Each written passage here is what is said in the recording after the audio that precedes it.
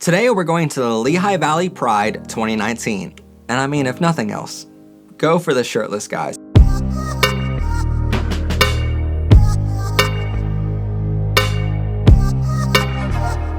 Welcome everyone to Powered and Protected by Rainbows. I'm of course your host, Matt Haslam.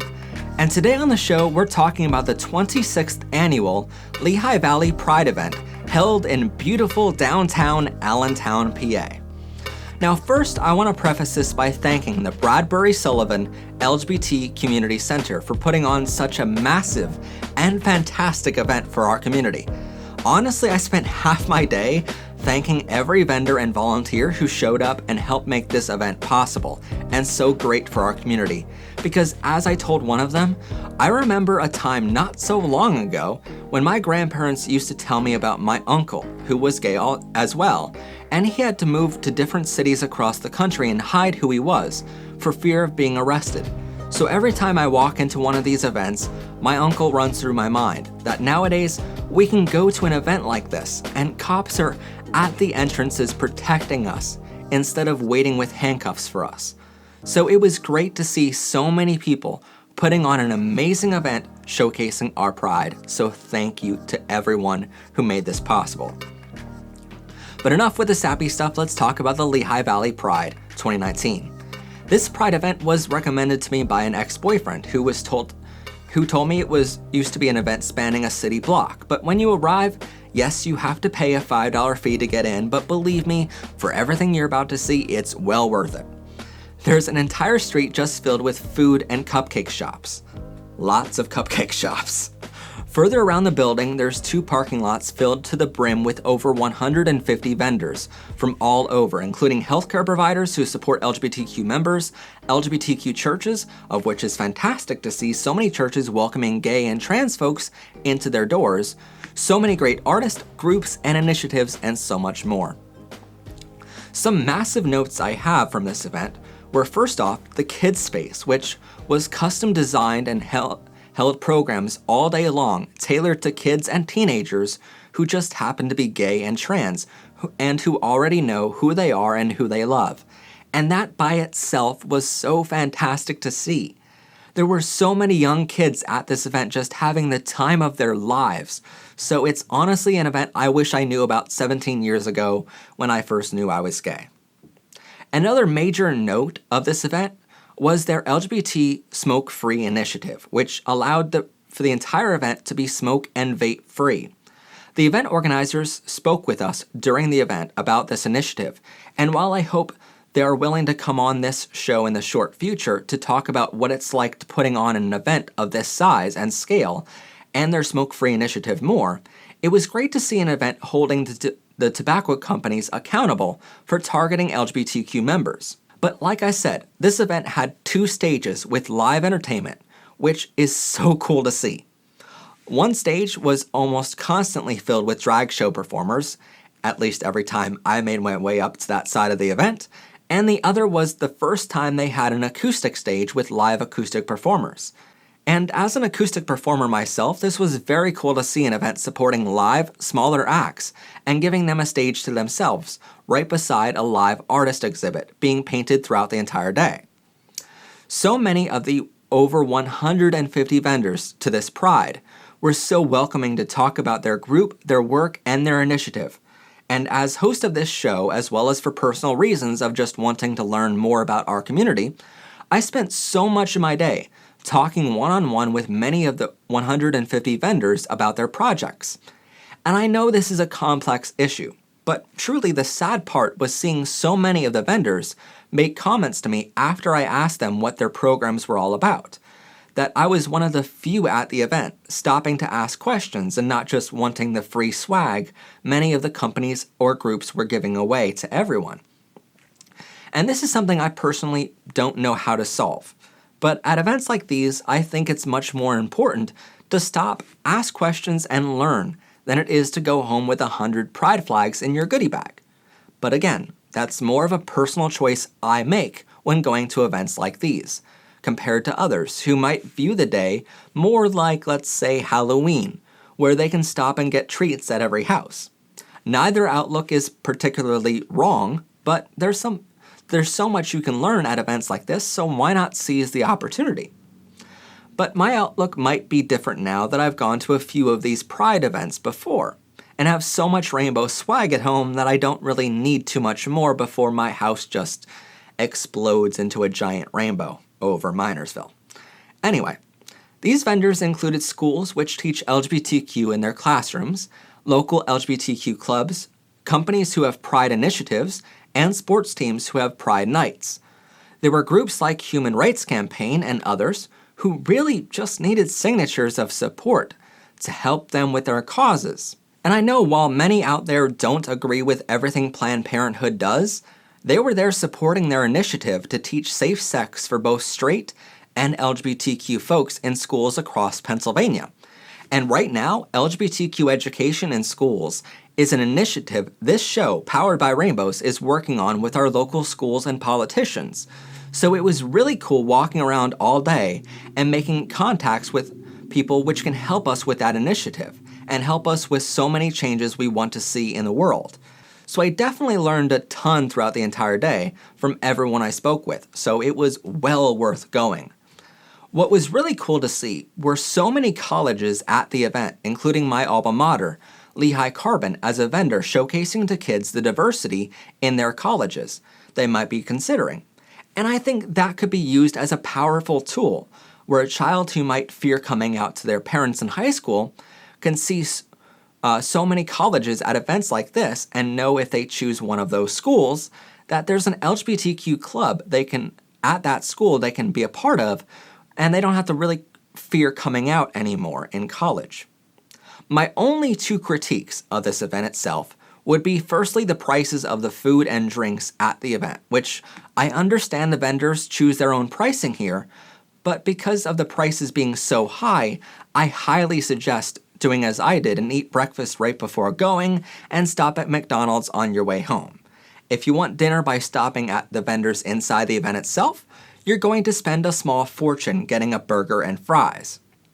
But if you happen to watch our episode on what to bring to a Pride event, which I'll link to in the description of this video, you brought some water with you in your bag. But even if you did, on a day as hot as this was, you went through that water pretty fast, and you were forced to buy $6 to $9 sodas to keep hydrated, no matter which vendor you chose.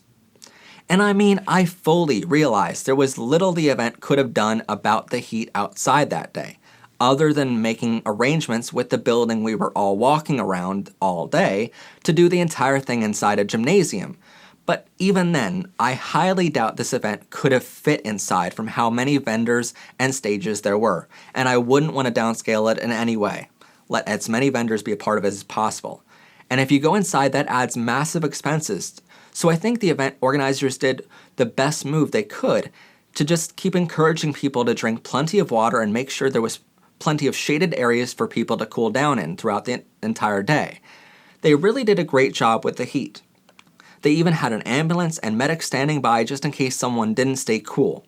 So huge props go out to the event organizers on making sure we stayed healthy and hydrated all day. And even then, I sit here complaining about how hot it was. But the heat was also one of the best parts of the day.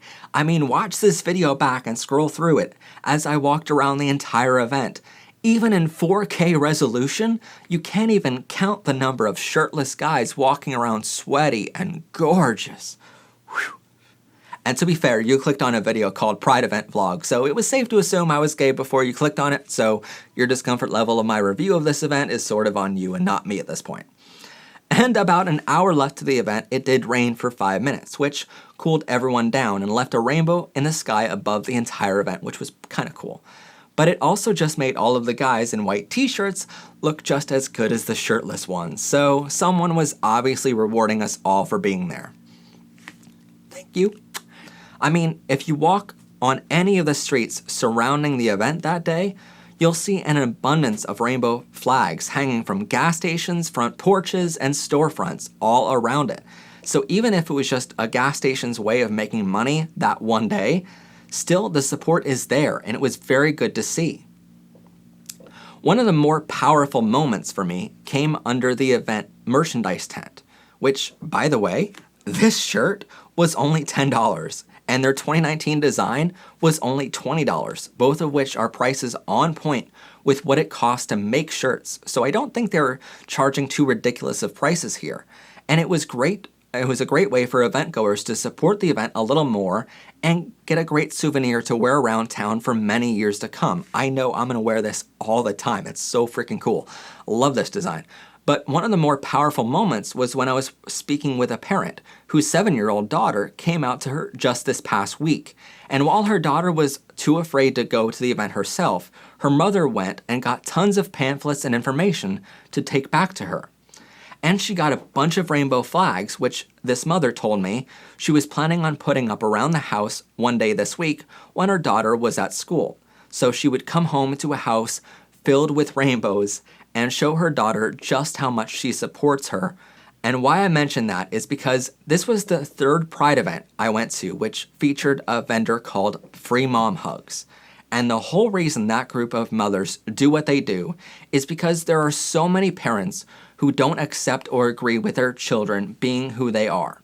And those moms in that group will tell you, it's one of those groups which you hope don't have to be a thing, but sadly, while our world is not an utopia of equality, they'll keep doing what they do to make our world more loving and accepting. So I just wanted to point out a mom doing something incredible for her child, because sadly that's not always the case. And the point needs to be made that just because you're not gay doesn't mean you shouldn't go to events like these to support those who are. Please go and support. You being an ally is vital. Not to mention how many people walked up to me and commented on how cute my outfit was that day, which is very common at events like this. The more rainbow and custom you make your outfit, the more compliments you'll get. And when they found out my Lost Dog t-shirt was custom, we ended up selling more shirts online that day than ever before. So I'm not gonna lie, that was a great side effect of the event. But really, I didn't go there for work, and it was amazing to walk around and meet up with so many great friends and friends from my pack and have an overall great day. As far as what the event cost, it only costs $5 to get into the complex. Some of the vendors were asking for donations, but nothing of that was mandatory.